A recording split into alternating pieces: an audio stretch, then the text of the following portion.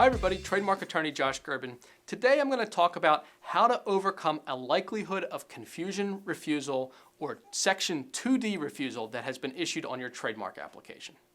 Our firm gets inquiries every day from folks that have filed a trademark application and received a likelihood of confusion refusal. So there's typically a couple of things we look at to try to figure out if responding to the likelihood of confusion refusal is even possible or worthwhile.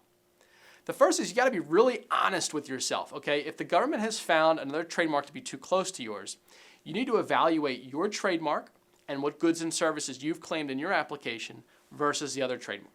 You may notice there's some differences, but if they're related enough, that Section 2D or likelihood of confusion refusal is going to be very difficult to get around.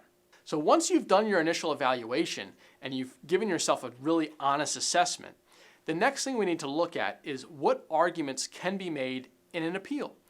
Typically, there's two things in an appeal that are most likely to help you succeed.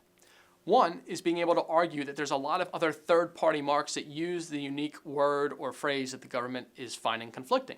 So if your trademark contains two words and the other trademark contains two words, and one of the words is the problem, being able to show that there's another 20 registrations also using that conflicting word will allow you to make an argument that the conflicting word or words have been diluted, and therefore the government should not give them as much weight. The other thing you need to look at is, can you limit the goods and services that you put into the original application? By narrowing your claimed goods and services, sometimes you can then get out of the scope of the goods and services of the other party.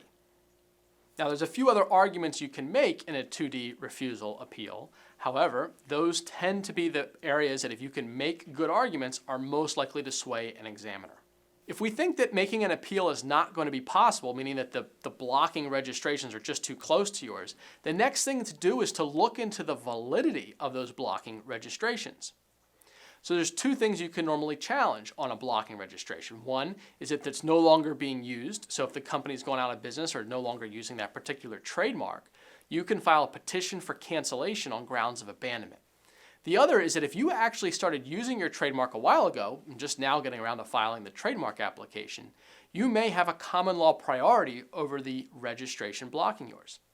So if you can prove that your trademark was in use in commerce in the United States prior to the filing date or first use date of the blocking registration, you may also be able to petition to cancel that registration on grounds you have priority. Now, you need to be very careful in filing any petition for cancellation because you're going to be serving that blocking registration, the owner of that blocking registration, with a notice you're trying to cancel their trademark. So they're going to become very aware of you and what you're doing. And it's always possible for them to counterclaim or turn the tables on you and tell you, no, we don't want you using that trademark anymore either. So I know it sounds very self-serving, but incredibly important to get help from an attorney before you think about filing a petition for cancellation, because it's litigation and there's a lot of things that can go wrong if you're not looking at things the right way.